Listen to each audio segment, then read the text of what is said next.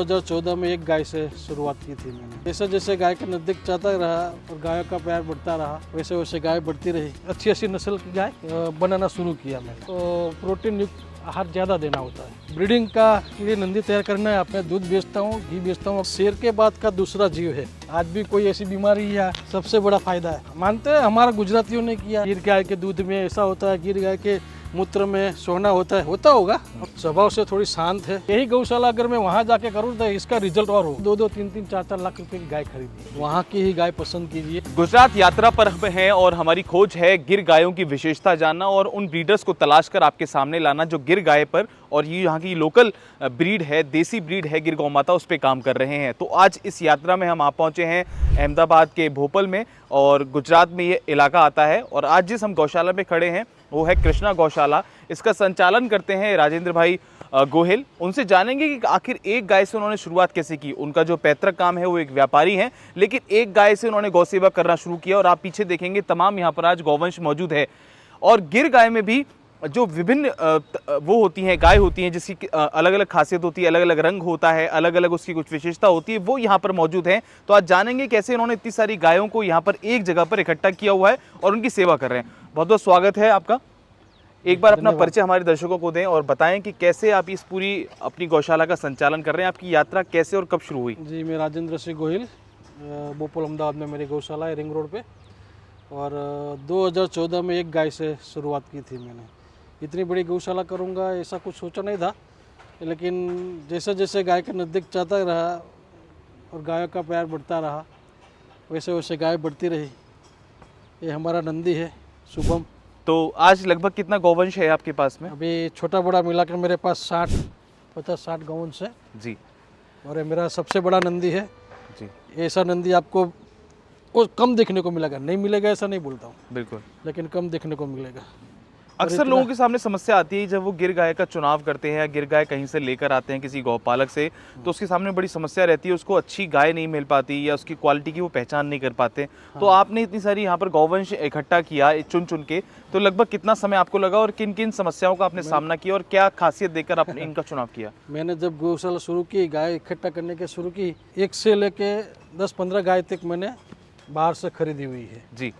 फिर तो मेरा शुभम है, एक दूसरा भूतवड़ का बुल था मेरे पास जी। और दूसरे भावनगर से मैंने सीमन खरीदे और अच्छी गाय, अच्छी नस्ल की गाय बनाना शुरू किया मैंने। जैसे ये नंदी है शुभम, 10 महीने का था जब मैं लाया। तो नंदी तैयार करने के लिए किन बातों को ध्यान रखना चाहिए, वो भी अगर आप बता सकें हमारे दर्शकों को, तो क्योंकि आजकल लोग एआई का इस्तेमाल भी करते हैं। हाँ। तो वो भी ज़रूरी है, हालांकि टेक्नोलॉजी का भी प्रयोग ज़रूरी है, लेकिन एक नंदी भी अगर आप फार्म पे तैयार करें तो उनमें किन बातों को ध्यान रखना पड़ता है? क्या इसका कोई खान पान अच्छा होना चाहिए, डाइट वगैरह? क्या डाइट और ये तो ठीक है, गाय का होता है वही नंदी का होता है, कुछ उसको प्रोटीन युक्त आहार ज़्यादा देना होता है। बाकी ब्रीडिंग का लिए नंदी तैयार करना है आपको, तो उसका माँ बाप कौन है, उसकी माँ का दूध क्या है, उसकी बाप की माँ का दूध क्या है, उसका ब्रीडिंग क्या है, वो अच्छी नस्ल का नंदी अगर है तो फिर उसके पीछे जो भी गाय तैयार होगी वो आपको ऑटोमेटिकली अच्छी होती है। तो आपको इतना अनुभव हो गया, तो गायों से प्रेम मतलब क्या मिलता है यहाँ पर आकर? शांति मिलती है? क्योंकि कॉमर्शियल लेवल पे भी क्या ये आप करते हैं या केवल अपने सुकून के लिए हैं आप? नहीं, और मैं दूध बेचता हूँ, घी बेचता हूँ अगर बनता है तो जी। बाकी इसके साथ खड़ा रहना है। ये शेर के बाद का दूसरा जीव है। इसकी जितनी शेर के बाद इसकी ताकत है सबसे ज़्यादा जी। और ऐसे खड़ा रहता है मेरे पास जी।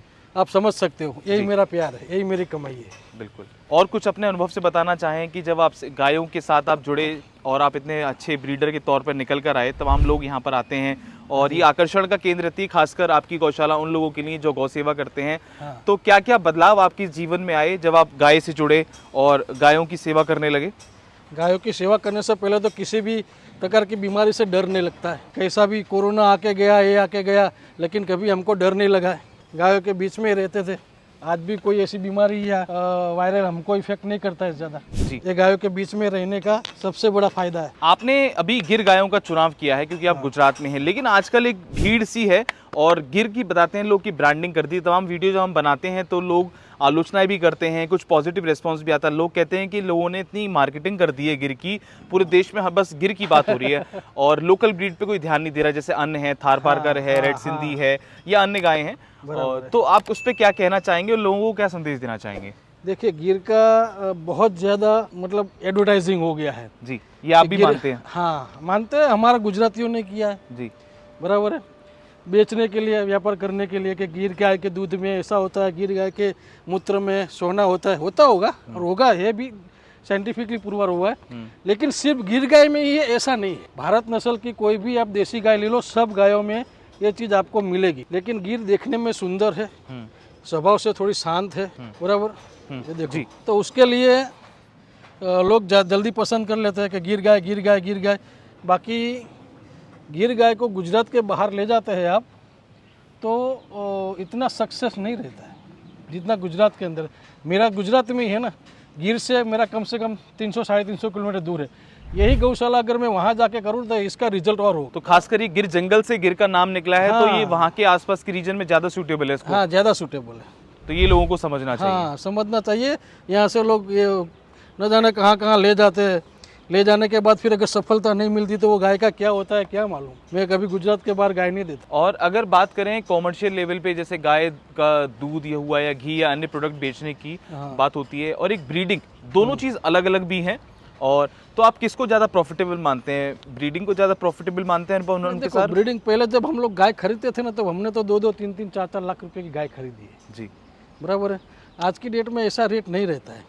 लोग आके बाहर से आके रेट खराब कर देते हैं, मतलब वो पता नहीं होता उनको गिर है कि नहीं है। बस कोई व्यापारी ज़्यादा अच्छा चिकड़ा चुपड़ा बोल दिया, उठा के ले गया, फिर वहाँ जाके कुछ हुआ नहीं, ऐसा सब धंधा होता है। और दूध घी बेचना और उसमें से मुनाफा कमाना गिर गायों के अंदर से, अगर आपकी खेती बाड़ी है जी, बराबर है तो की बात है। जी, यानी गौ सेवा के साथ साथ या गौ पालन के साथ साथ आपको खेती करना भी जरूरी है, हाँ, तब वो तब जाके profitable- आप इसमें से मुनाफा कमा सकते हैं। क्योंकि उसके गोबर और गौमूत्र का सही से आप उपयोग कर पाएंगे। हाँ हाँ हाँ हाँ। अच्छा, बाकी आप गिर गाय को बाहर से सब खरीद के लाएंगे और दूध घी बेच के पैसा कमाएंगे जी, तो गलत बात है। और लोग यही सोच के गिर गाय ले जाते हैं कि भाई 10 लीटर दूध है, 15 लीटर। कोई गिर गाय में 10 से 15 लीटर एक टाइम का दूध नहीं होता है, कोई गाय में हो जाता है, बाकी इतना दूध नहीं होता। तो ये लोग जो ब्रांडिंग करते हैं, इतना झूठ बोलते हैं, वो गलत वो सब झूठ है।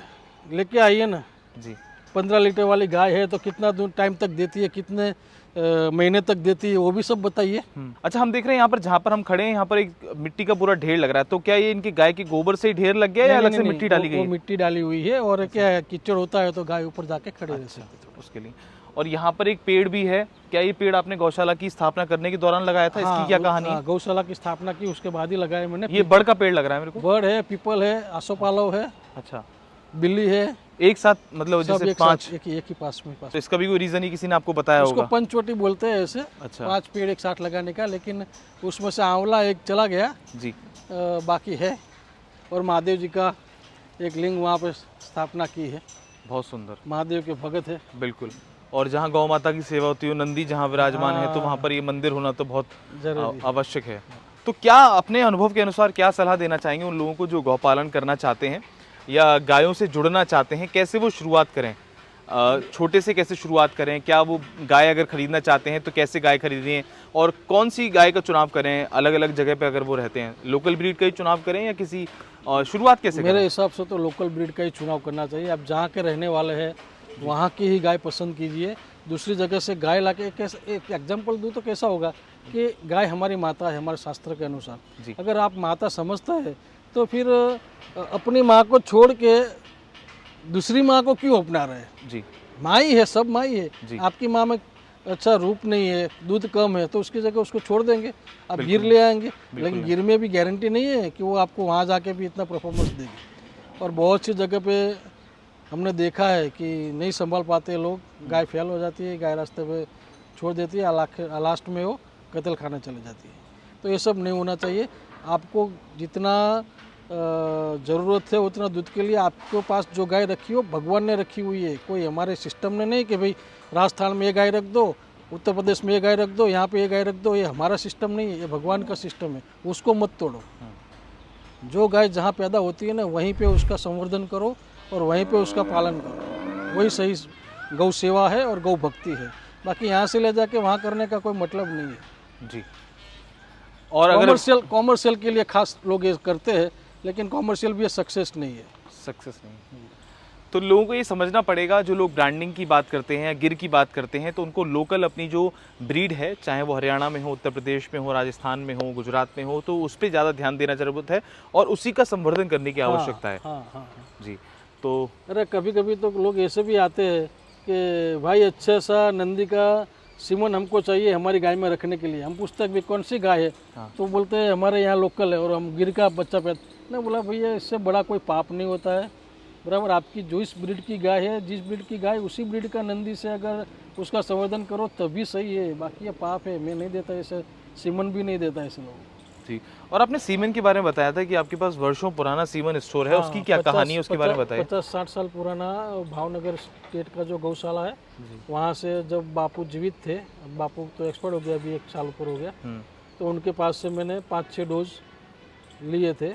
वो 50 रुपये का मोटा, वो नंदी का नाम है। वो करीबन 1970 आसपास का सीमन, उस टाइम स्ट्रो नहीं आता था जी। वो टैबलेट आता है ऐसा, वो टैबलेट अभी भी मेरे पास 4-5 टैबलेट पड़ा हुआ है और उसमें से मैंने 3 बच्चे भी पैदा किए। मैं वो बताता हूँ आपको, एक नंदी है और एक गाय भी है। पहले लाए तो बाहर जी। कानन, एक बछड़ी है, दूसरा बेहतर अभी आएगी, और एक नंदी है मेरे पास, और एक दूसरी गाय थी, वो मेरा एक दोस्त ले गया, उसको मैंने गिफ्ट किया। जी। और अगर जैसे देखें कि एक यहाँ पर जो गाय है ये बिल्कुल काले रंग की है, ये ऐसी गाय गिर गाय कम देखने को मिलती है। इसकी अगर कुछ स्पेशल चीज़ बताना चाहें, क्या खास बात है इसकी, अगर आप बताना उसकी माँ बिल्कुल काली है। अच्छा, तो ऐसी अक्सर गाय देखने को बहुत कम मिलती है। बहुत कम मिलती है। ये देखो, ये 50 साल पुराना ब्लड है, ये जो आ रही है ना आगे। जी। हाँ बस, कानन कानन, आओ बड़ा, आओ आओ आओ आओ। ये तो आपके नाम पुकारने से आपके पास खिंची आ रही है। बस बस बस रहवा दे। तो ये प्रेम है कहीं ना कहीं गाय के प्रति और आपके जो गौवंश है उसके प्रति।